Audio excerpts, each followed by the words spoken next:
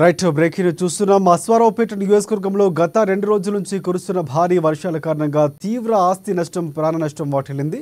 బుధవారం రాత్రి నుంచి ఎడతెరిపి లేకుండా కురుస్తున్న భారీ వర్షాలతో పాటు పిడుగుపడడంతో దమ్మపేట మండలం జమేదారు బంజర గ్రామంలో ఒకే కుటుంబానికి చెందిన 2 అన్నదమ్ములు పిడుగుపాటుకు గురై చనిపోవడం ఆ గ్రామంలో తీవ్ర విషాదాన్ని నింపింది. తల్లిదండ్రులతో కలిసి పొలానికి వెళ్లిన 2 పిల్లలు వర్షానికి చెట్టు కింద తలదాచుకోగా పిడుగుపడటంతో అక్కడికక్కడే దుర్మరణం చెందారు.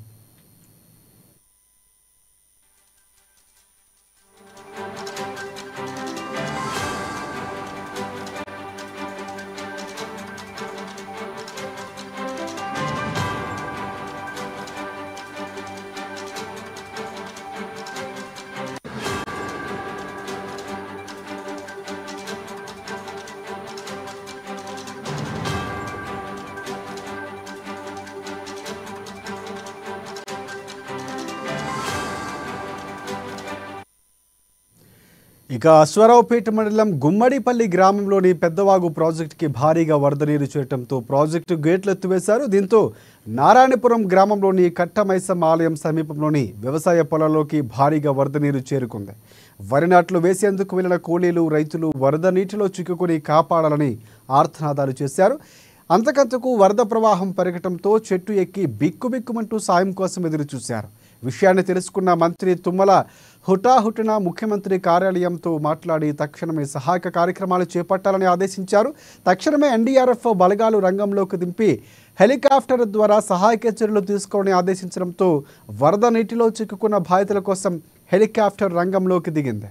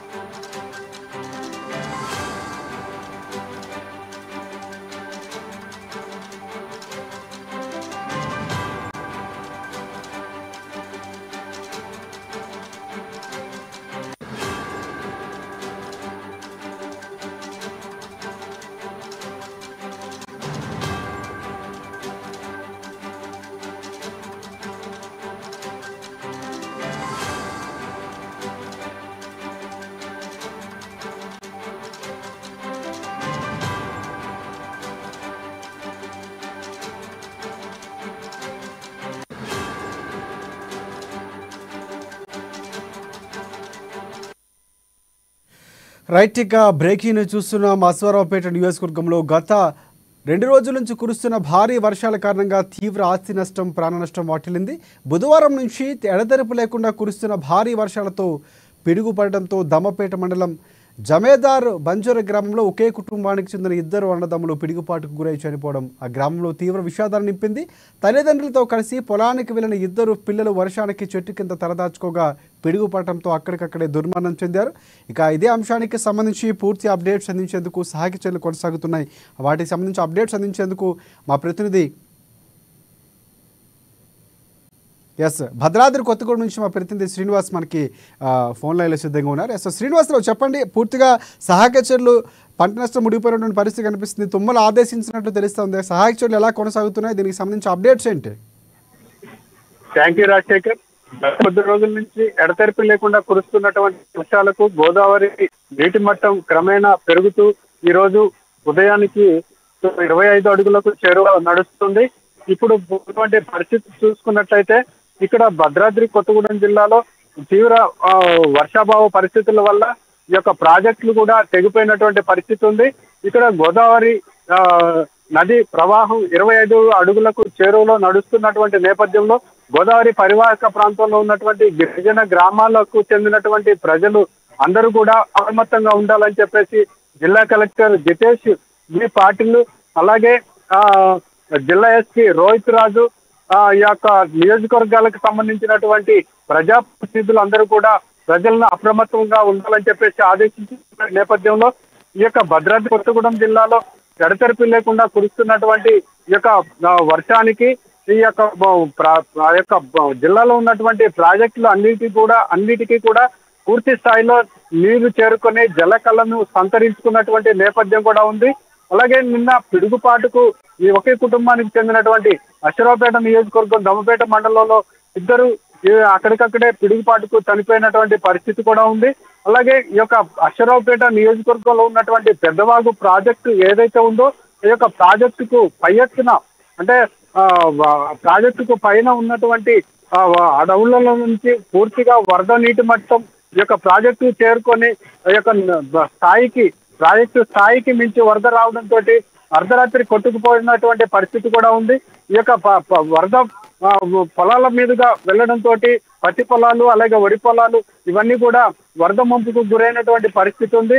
రైతులు ఈ యొక్క ప్రాజెక్టు కింద ఉన్నటువంటి రైతులు తీవ్రంగా నష్టపోయినటువంటి పరిస్థితి కూడా కనిపిస్తుంది.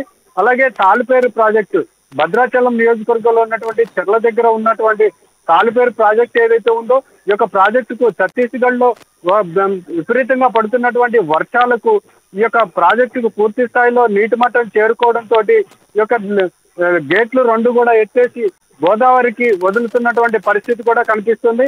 ఏది ఏమైనప్పటికీ కూడా జిల్లాలో ఏ విధమైనటువంటి అవాంఛనీయ అంటే ప్రాజెక్టుల వల్ల కావచ్చు, వరదల వల్ల కావచ్చు, ఈ యొక్క రహదారుల వెంబడి వెళ్ళేటప్పుడు వరదల్లో కానీ ఏ విధమైన వాహనాలు కానీ పాదచారులు కానీ వెళ్లకుండా తగు జాగ్రత్తలు తీసుకునేటందుకు జిల్లా యంత్రాంగం పూర్తి స్థాయిలో ఇక్కడ పనిచేస్తున్నటువంటి నేపథ్యం ఉంది.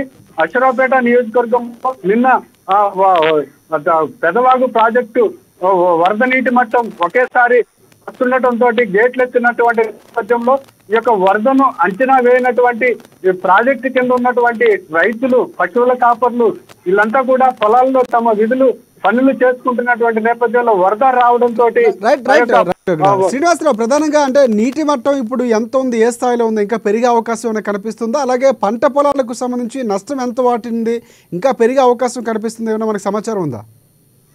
తప్పకుండా రాజశేఖర్. గోదావరి నీటి మట్టం అంటే గోదావరికి పై ఎత్తున ఉన్నటువంటి వరంగల్ అలాగే ఆదిలాబాద్ ఆ యొక్క జిల్లాల నుంచి మహారాష్ట్ర నుంచి గోదావరి పరివాహకం అంటే వరద కలుస్తున్నటువంటి నేపథ్యంలో ఈ యొక్క వరద ఉధృతి పెరుగుతున్నటువంటి నేపథ్యంలో ఈ యొక్క ప్రాజెక్టుకి గోదావరికి ఈ పుణ్యస్నానాలకు వెళ్ళేటువంటి ప్రజలను కూడా అప్రమత్తంగా ఉండాలని చెప్పేసి భద్రాచలం వద్ద గోదావరి స్నానఘట్టాల వద్ద ఉన్నటువంటి వాటి యొక్క అప్రమత్తం చేసి భక్తులను ఆ యొక్క గోదావరిలో స్నానాలకు వెళ్లేటందుకు చర్యలు తీసుకుంటున్నటువంటి నేపథ్యం కూడా ఉంది. ఈ యొక్క గోదావరి నీటి మట్టం సాయంత్రం వరకు ఈ యొక్క మొదటి ప్రమాద హెచ్చరికకు చేరువయ్యే అవకాశం కూడా లేకపోలేదని చెప్పేసి ప్రజలు తెలియజేస్తున్నారు. ఇప్పటికి ప్రస్తుతానికి 25 అడుగుల నీటి మట్టం నడుస్తుంది. అలాగే 43 అడుగులకు చేరితే కనుక మొదటి ప్రమాద హెచ్చరిక జారీ చేసేటువంటి అవకాశం కూడా ఉండవచ్చు అనేది కూడా అంచనా వేస్తున్నారు. Rajasekhar. Right, thanks for updates Srinivas.